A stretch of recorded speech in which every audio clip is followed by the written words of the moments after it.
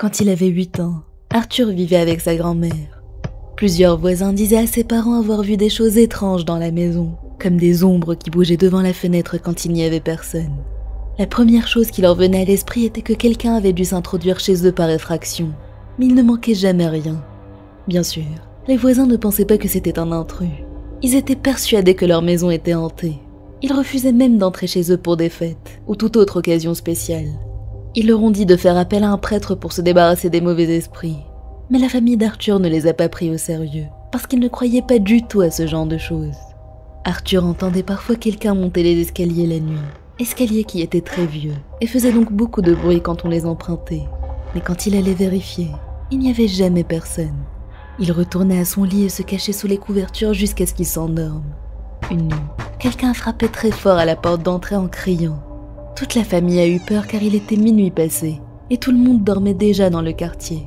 C'était extrêmement rare que quelqu'un soit encore réveillé à cette heure. Le père d'Arthur a pris son fusil, en disant à sa mère et lui de rester dans sa chambre et de ne pas bouger.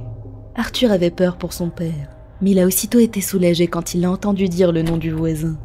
Il leur a dit qu'une canalisation d'eau avait éclaté dans leur cour, et que le jet d'eau avait brisé une des fenêtres. Il a été très sympathique, et leur a même proposé son aide pour réparer la fuite. Le père est allé chercher des pelles.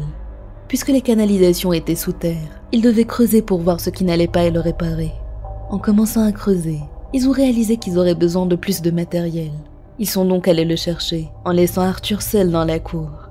Il faisait très sombre. La seule source de lumière était la lune et un lampadaire tout au bout de la rue. Arthur était énervé. Comment pouvait-il laisser un enfant de 8 ans seul dans le noir? Mais il n'a rien dit.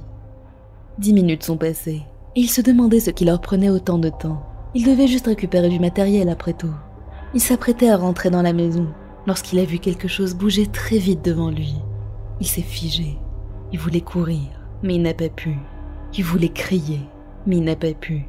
Tout ce qu'il pouvait faire était la suivre du regard. Il a commencé à paniquer, regardant partout pour voir que diable était cette chose qui courait autour de lui. Mais il n'a rien vu. C'était comme s'il n'y avait rien du tout. À ce moment-là, il a regardé à sa droite et a vu quelque chose qui le hante à ce jour. Ça ressemblait à un démon. Il mesurait plus de 2 mètres et avait de longues jambes maigres avec un énorme corps. Il avait aussi des cornes recourbées et ses yeux brillaient dans le noir. Arthur ne pouvait toujours pas bouger. La chose le dévisageait, se rapprochait de lui, mais ne lui a rien fait. Elle se contentait de le fixer. Il s'est dit que ça pouvait être une chèvre ou une brebis, mais n'en avait jamais vu d'aussi grande et qui marchait sur 2 pattes. La chose a couru, et Arthur l'a regardé partir, toujours paralysé. Puis il a enfin retrouvé ses mouvements. Il a crié aussi fort qu'il le pouvait en pleurant hystériquement. Son père est arrivé en courant avec son fusil et lui a demandé ce qui se passait. Arthur lui a raconté, mais il ne l'a pas cru. Sa mère non plus. Mais son voisin, lui, l'a bien cru. Il lui a dit que la chose ne lui avait rien fait parce que c'était un enfant. Avec le temps, Arthur s'en est petit à petit remis. Il a quitté cette maison et a déménagé à New York. Ses grands-parents ont vendu la maison et il a essayé d'oublier cette expérience. Mais ce n'est pas la fin de cette histoire. Alors qu'il avait 15 ans, il a fait un cauchemar. La chose qu'il avait vue cette nuit-là y était. Seulement cette fois, il ne pouvait voir que sa tête. La chose lui a dit 6 mots qui le hanteront jusqu'à la fin de ses jours. Et lui a dit « Tu ne peux pas te cacher. » Il s'est réveillé en sursaut et est allé à l'école. En classe, vers midi, il y a eu une annonce. Un de ses camarades de classe avait été tué devant l'école par une voiture sans frein. Arthur a pâli, pensant que son cauchemar était responsable de l'accident. Il avait peur et est même rentré plus tôt chez lui.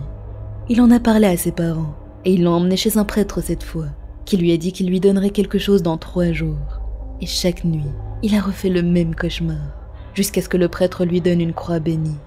Il n'a plus fait ce cauchemar depuis, mais chaque nuit, il dort caché sous les couvertures, car la chose n'avait toujours pas quitté ses pensées. Ces 6 mots le hantent à ce jour, et il se demande quand est-ce qu'il pourra enfin l'oublier.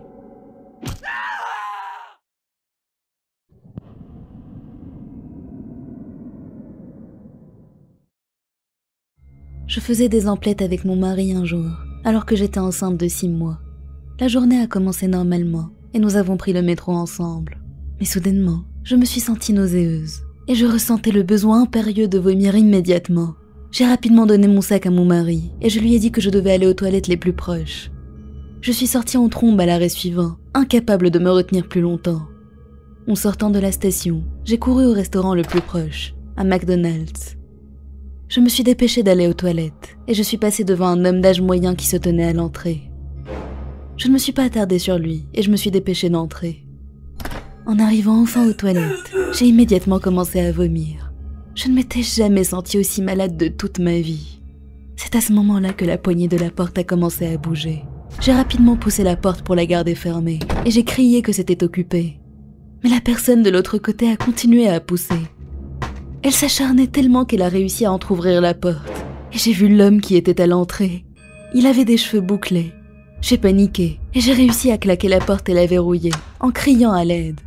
L'homme était insistant et a continué d'essayer d'entrer. J'ai de nouveau eu envie de vomir et je me suis assise en poussant la porte tant bien que mal avec mes jambes, alors qu'il continuait de la marteler encore et encore. J'ai continué à hurler à l'aide vers la fenêtre pour qu'on m'entende, car j'entendais des passants pas loin. Soudainement, l'homme a arrêté de frapper la porte et tout est redevenu calme. J'ai essayé de me calmer, tout en maintenant la porte fermée, juste au cas où. Puis, j'ai vu des cheveux bouclés et des mains, essayant de m'attraper depuis le bas de la porte qui avait un espace assez grand. J'ai hurlé à nouveau, et je lui ai donné des coups de pied au visage aussi fort que possible. À ce stade, j'étais désespérée. Je n'avais ni téléphone, ni sac, et mon mari était probablement en train de me chercher dans toute la ville. Puis j'ai entendu un homme crier, et le psychopathe s'est rapidement enfui. J'ai gardé la porte fermée, jusqu'à ce que j'entende une voix masculine me dire que je pouvais sortir et que tout allait bien. J'ai ouvert avec hésitation, pour trouver le manager qui était confus et choqué. Je lui ai dit ce qui était arrivé, et il a appelé la police. Après toute cette agitation, mon mari m'a enfin trouvée. Quand la police est arrivée, je leur ai donné une description de l'homme, mais ils ne l'ont jamais trouvé.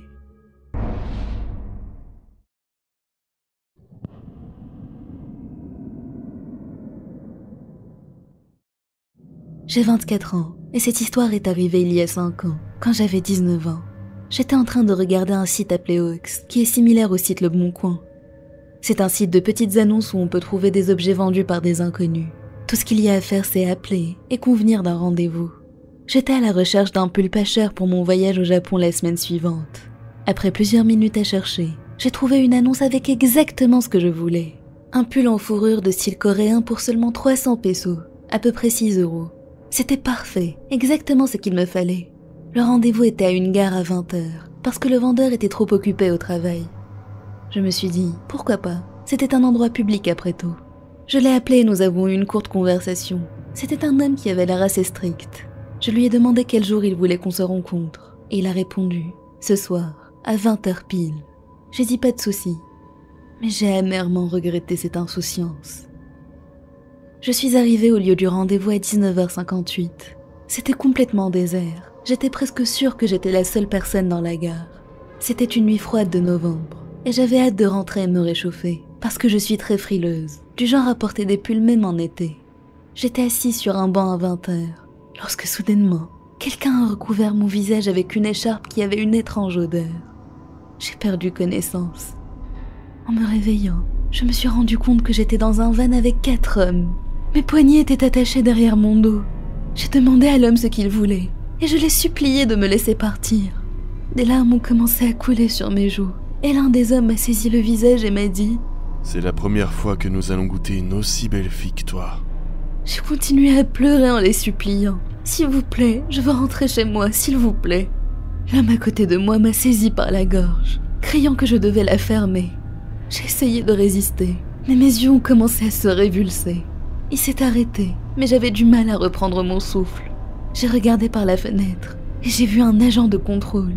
Je n'avais jamais été aussi heureuse de voir un policier de toute ma vie. Il s'est approché de nous, mais l'homme à côté de moi a sorti une arme, une grosse arme à feu. Sachant que c'était ma seule chance, j'ai trouvé la force de hurler aux policiers qu'ils avaient une arme et qu'ils devaient m'aider. Les 2 policiers ont immédiatement attrapé leur arme, l'un tirant sur les pneus et l'autre visant l'homme à côté de moi. Le policier lui a tiré en pleine tête. Je n'aurais jamais imaginé vivre ça de ma vie.